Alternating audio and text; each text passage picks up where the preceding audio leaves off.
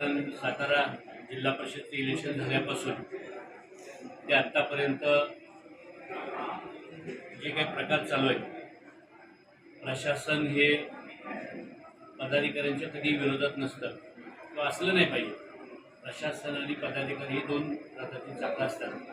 तर त्यांनी समन्वयाने काम केलं तर लोकांचे काम होत असतं. पण मला परवा 29 तारखेला एक वेगळा अनुभव आला आणि तुम्ही पण सगळ्या तुमच्या माध्यमातून आमच्या महाराष्ट्राने बघितला. या महाराष्ट्रामध्ये यशवंतराव चव्हाण साहेबांच्या जिल्ह्यामध्ये ज्या यशवंतराव चव्हाणांचा जिल्हा या जिल्ह्यांना बघितलं जातं, या जिल्ह्यामध्ये कधी असे प्रकार कधी मागे पाठीमागे इतिहासात किंवा स्थापनेपासून कधी घडले नाही. तर ते लोक म्हणतात की आम्ही समजून, हे मी नाही म्हणत, पण ज्या काही वरिष्ठ अधिकाऱ्यांना काल मंत्रालयामध्ये आणि काही मोठ्या वरिष्ठ अधिकाऱ्यांना मी भेटलो, त्यांनी मला सांगितलं की हे जे प्रकार तुमच्या जिल्ह्यात चालू आहे हे इतर कुठल्या जिल्ह्यात असते तर एक वेळ समजू शकलो असतो आम्ही. पण साताऱ्यासारख्या जिल्ह्यामध्ये जे काही चालू आहे हे अत्यंत शर्मनाक बाब आहे. 29 तारखेला म्हणजे मला साधारण 27 तारखेला एक पत्र आलं आमच्या मानच्या पंचायत समितीच्या व्हिडिओचं, आणि त्यांनी सांगितलं की 29 तारखेला जिल्हा परिषदच्या CO या मान तालुक्याच्या दौऱ्यावर येत आहेत आणि ते टंचाईची आढावा बैठक घेणार आहे. नंतर 28 तारखेला दुसऱ्या दिवशी सकाळी तर त्यांचं एक पत्र आलं आणि त्यामध्ये त्यांनी सांगितलं की ही टंचाईची आढावा बैठक रद्द केली. मला एक DPDC आहे, त्यात लिहिलं पालकमंत्री महोदय यांनी सुद्धा आढावा बैठक घेतली आणि त्यामुळे आम्ही इथली बैठक तुमची आढावा बैठक रद्द केली आणि मी फक्त पाहणी दौरा करणार आहे. दुपारी 1:30 वाजता मी आणि आमच्या तालुक्याच्या सभापती एका लग्नामध्ये होतो, लग्नाचा दिवस होता, तेच होते आणि दुपारी 1:30च्या दरम्यान आम्ही व्हिडिओना फोन केला की पाहणी दौरा झाला का, आणि या मुख्य कार्यकारी अधिकारी मॅडम परत गेल्या का. त्यावेळी त्यांनी व्हिडिओनी सांगितलं की नाही, त्यांची टंचाईची आढावा बैठक हे सभागृहामध्ये होणार आहे. आम्हाला फार आश्चर्य वाटलं की लोकशाहीमध्ये जे लोकप्रतिनिधी निवडून आले त्यांना वगळून बैठक कशी होऊ शकते. आम्ही व्हिडिओला विचारलं की त्यांना विचारा, तुमच्याबरोबर सभापती सकाळीपासून होते आणि तुम्ही परत जाणार आहे साताऱ्याला आढावा बैठकीला सांगितलं आणि तुम्ही परत निघालाय, मग आता तुम्ही पंचायत समिती आढावा बैठक कशी काय घेताय. तर त्यांनी आम्हाला असा निरोप दिला आणि व्हॉट्सअपला मेसेज केला आणि असं सांगितलं की आता 3 वाजता मी तुमची आढावा बैठक घेते, तुम्ही सगळे या. आम्ही सगळे 5 जिल्हा सदस्य, 10 पंचायत समिती सदस्य सगळ्यांना निरोप पंचायत समितीमधून दिले. मला पण 1:30 वाजता व्हॉट्सअपवर मेसेज आला की आता 3 वाजता तुमची बैठक आहे. आणि या बैठकीला मी सभापती, आमचे सगळे सदस्य आम्ही गेलो. बैठकीला गेल्यानंतर सभापतींनी सुरुवातीला सांगितलं की मॅडम, तुम्ही जो नियोजित दौरा केला होता, ठरवला आहे, या 8 गावांमध्ये आपण जिथं गेलो तिथं ग्रामसेवक सगळे उभे आहेत आणि सरकारी अधिकारी आहेत. काही लोक आहेत की ते ग्रामसेवकाने आणलेले आहेत. तो खरा आढावा तुम्हाला कळणार नाही. तर तुम्ही माझ्यावर पांगरीसारख्या गावामध्ये झालं की काही पत्रकार त्या गावात गेले होते, त्यांचे ते व्हिडिओज काढले, लोकांची परिस्थिती किती वाईट आहे हे दाखवले, तर तुम्ही पांगरीमध्ये माझ्यावर चला. पण सभापती त्यांना जाणीवपूर्वक पांगरीसारख्या गावामध्ये घेऊन गेले. तिथं गेल्यावर त्यांनी बघितलं त्या गावातले सगळे लोक अक्षरशः त्यांच्या सगळ्या म्हणजे असे धावून आले. त्यांनी सांगितले की सगळं दूषित पाणी आहे. आज या गावामध्ये किंवा मानताना कित्येक गावांमध्ये 200-200 रुपयाला एक पाण्याचं बॅलन्स लोक घेत आहेत. 56-57 गावांमध्ये टँकरची मागणी आहे. फक्त आपण 17 टँकर आत्तापर्यंत दिलेत आणि बाकीच्या गावांमध्ये आपण टँकरची मागणी असताना सुद्धा टँकर देत नाही. कारण टँकरची संख्या जर वाढली तर काही ते महाराष्ट्रामध्ये वेगळं चित्र जाईल. विमान तालुक्यामध्ये अजूनसुद्धा टंचाईची तशीच परिस्थिती आहे. तर 105 गावापैकी 56 गावांमध्ये आज टँकरची मागणी आलेली आहे. म्हणजे हे चित्र लपवायसाठी आपण करताय की अशा पद्धतीने सभापतींनी खेद व्यक्त केला. त्याच्यानंतर मुख्य कार्यकारी अधिकारी CO मॅडमनी माईक हातामध्ये घेतला आणि त्यांनी सांगितलं की मला या बैठकीमध्ये फक्त मी सूचना करायला आले, मी काय कोणाचं इथं काय ऐकून घेणार नाही, मला फक्त सूचना करायची आहे आणि मी ग्रामसेवकांना काही सूचना करणार आहे असं सांगून त्या 1-1.5 मिनिट फक्त बोलल्या त्यानंतर मी माईक हातामध्ये घेऊन मी त्यांना सांगितलं की मॅडम सूचना करून आणि ग्रामसेवकांशी बोलून टंचाई कधी संपणार नाही. तर गावामध्ये नक्की काय घडतंय हे तुम्हाला समजून घ्यावं लागेल. तिथल्या लोकप्रतिनिधींचं काय म्हणणं आहे. आता इथं पंचायत सदस्य काय दाखवत पडत आले, जिल्हा परिषद काही जमले फार शॉर्ट नोटीसमध्ये म्हणजे 1 तासामध्ये कळवल्यावर सुद्धा आम्ही 3 जिल्हा परिषद आलो. मी सोनाली कोड आणि आमचे शीतल रणपिसे आणि पंचायत समितीचे 7 सदस्य आले होते, 6 आले होते 6. तर या सगळ्या लोकांचं थोडं तर तुम्ही ऐकायला पाहिजे. किंबहुना किंवा 4 विषय मी पंचायतीसाठी मांडतोय, हे फार महत्त्वाचे आहेत. तर ते तर तुम्ही ऐकून घ्यावेत. त्यातला मी पहिलाच विषय मांडायला सुरुवात केली की तुम्ही जे तुमच्या भाषणामध्ये आता बोललाय की जलयुक्त शिवारची कामं झाल्यामुळं या तालुक्याचे टंचाई कमी झाले आणि मागच्या वर्षी जिथं 80 टँकर होते तिथं आता फक्त 17 टँकर आहेत. हे जे तुमचं भाषण आहे यामध्येच मी त्यांना सांगितलं की मॅडम अजून तुम्ही सांगता एवढं सत्य नाही, तर जलयुक्त शिवारची या तालुक्यामध्ये जवळजवळ 12 कोटी रुपयाची 86 गावातली ही 14 महिन्यापूर्वी शासनानं प्रमा दिली, टेंडर मंजूर केली आणि ते 86 गावातले टेंडर जे आहेत त्याची सगळी यादी मी तुम्हाला देतो. ती जर कामं झाली असतील ती काय काम आहेत, तर पाणी पुरवठा विहिरीच्या बाजूला बंधारा बांधणे, एखाद्या गावातला पाझर तलाव आहे तो दुरुस्त करणे, नवीन गरज आहे तिथे सिमेंट बंधारा बांधणे, पाझर तलाव बांधणे, अशी कामं आहेत. आणि साधारण 11 कोटी 39 लाख रुपयाची कामं आहेत.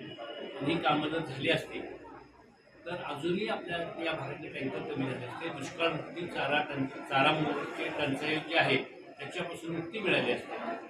असं म्हणल्यावरती त्यांना फार राग आला. आधी सभापतीच्या भाषणात त्या विचलित झाल्या होत्या. सभापतीने जे पाण्याच्या टंचाईबद्दल सांगितलं आणि त्या फार विचलित झाल्या. आणि आपण बघितलं असेल मान अपमानापेक्षा आम्ही ज्या लोकांनी आम्हाला निवडून दिलं त्यांच्यासाठी आम्ही काम करतो. त्यांनी ज्या पद्धतीनं माईक हातातून काढून घेतला, लोकप्रतिनिधींना अवमान करायचा प्रयत्न केला, तर याच्या संदर्भामध्ये मी सन्माननीय विभागीय आयुक्त चंद्रकांत कुलकुर्दुर्वा साहेब यांच्याकडे काल याचिका दाखल केली आणि नमुन्यामध्ये त्याची कॉपी आपल्याला देतो. त्यामध्ये मी जे आमचे कलम आहेत लोकप्रतिनिधींच्या संदर्भामध्ये कलम महाराष्ट्र जिल्हा परिषद पंचायत समिती अधिनियम 1961 कलम 258, कलम 263, 264, 265 आणि जिल्हा परिषदच्या मुख्य कार्यकारी अधिकारी त्यांची कार्य व कर्तव्य त्यातले कसं या संदर्भातली जी कलम आहे याच्या अनुषंगाने त्यांचे नाव दाखल केलं आहे. आणि त्यांच्याकडे मी सगळं सविस्तर माहिती सांगितली. त्यामध्ये मी त्यांना पहिला मुद्दा, त्याचबरोबर मी जिल्ह्याचे पालकमंत्री सन्मानित शंभूराज देसाई साहेब यांना कालही भेटलो आणि त्यांनाही जिल्हाधिकारी साहेबांना काल पत्र दिलं. तेच मी आता द्यायला गेलो होतो, त्यामुळे थोडासा उशीर झाला. तर यामध्ये टंचाईच्या संदर्भामध्ये मी त्यांच्याकडे जे मुद्दे मांडत होतो त्यातला एक मुद्दा मी आपल्याला सांगितलं. दुसरा मुद्दा मी काय मांडत होतो, मला विषय फार आता अवंतर न्यायचा नाही. दुसरा मुद्दा मी मांडत होतो की चारा टंचाईच्या अनुषंगाने आता लोकांची पिकं हातातोंडाला आले आणि तुम्ही उपसाबंदीच्या नावावरती सगळी सरसकट कनेक्शन तोडणार. म्हणजे आता चारा ज्यातनं निर्माण होणार आहे तो चारा जर तोडला, चारा जर संपवला, जे अन्नधान्य थोडंफार लोकांच्या घरात येणार ते जर दिलं नाही तर तुम्हाला अन्नधान्याची पण टंचाई होणार आणि चारा टंचाई होऊन पण चारा विकत आणावा लागेल किंवा पुन्हा जनावरांच्या छावण्या उभ्या कराव्या लागतील. तर ते तुम्ही करू नका. तुम्ही आता शेवटचं पीक आहे लोकांना काढू द्या, याची एक मागणी होती. दुसरा विषय मी मांडत होतो की जे टँकर भरायचा एकच स्रोत आहे. मला आश्चर्य वाटेल की अख्ख्या जिल्ह्यात मान तालुक्यातले सगळे टँकर दहिवडीच्या मोरेमाळामध्ये एका ठिकाणी भरले जातात. म्हणजे मारडीचा पण टँकर तिथे भरला जातो, मलवडीचा पण आंधळीच्या वरच्या भागातला टँकर तिथून भरला जातो आणि जिथं जिथं टँकर चालू आहे त्या 17 गावातले टँकर तिथं चालू तिथून भरले जातात. यातला अंतर कमी करायसाठी वेगवेगळे फिडिंग पॉईंट्स तुम्ही निर्माण करा आणि तुम्ही तिथं टँकर भरा जवळजवळ 5 किलोमीटर 7 किलोमीटर अंतरामध्ये. तरी कुठली गोष्ट त्यांनी ऐकून घेतली नाही. त्यांनी वेगळ्या पद्धतीने अधिकाऱ्यांनी करायला नाही पाहिजे असं बिहेवियर केलं. लोकशाहीतल्या आम्ही लोकांच्यातून निवडून आलेल्या लोकांना अवमान करायचा प्रयत्न केला. तर या संदर्भामध्ये आपल्या माध्यमातून मी जिल्हाधिकाऱ्यांकडे आणि विभागीय आयुक्तांकडे त्यांच्यावर कारवाई व्हावी अशा पद्धतीची मागणी केलेली आहे. मी आता जे 4 मुद्दे सांगत होतो त्यातला पहिला मुद्दा की जलयुक्त शिवारचा आपल्याला सांगितलं. त्याचबरोबर जिल्हा नियोजनमधून DPDCमधून ती आपल्याला सगळी यादी देतो. या DPDCमधून पण कधी जिल्हा वार्षिक योजना सन 2023-24 म्हणजे आता साल चालू आहे 26-27. 23-24मध्ये मान खटाव मतदारसंघातील ही एवढी कामं जी मंजूर झाली आणि कामांचं स्वरूप काय आहे बघा. एक उदाहरण म्हणून एक सांगेन. मोजे धुळदेव म्हणजे धुळदेव आता एक बघितलं असेल की आजच एक तिथला एक पत्रकार आहे सचिन शिंगाडे, त्यांनी उपोषणाला बसणार आणि आज हे काढले मानमध्ये पत्रक दिले. हे धुळदेव आहे सचिन शिंगाडेचं गाव, आपला पत्रकार बांधव आहे.